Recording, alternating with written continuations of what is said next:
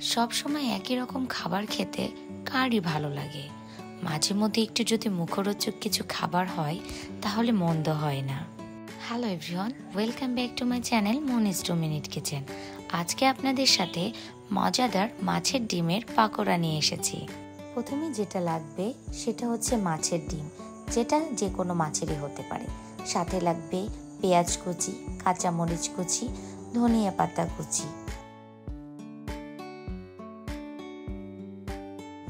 সাথে দিয়ে দেব স্বাদ মতন লবণ, হাফ চা চামচের একটু কম হলুদের গুঁড়া ও দিয়ে দেব ভাজা জিরের গুঁড়া।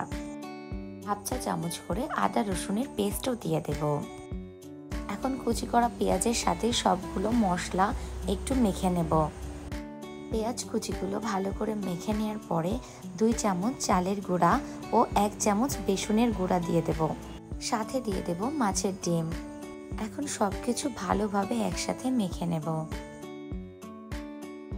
মাখানো শেষে আমি একটা কড়াই নিয়ে তাতে পর্যাপ্ত পরিমাণ তেল দিয়ে নেব।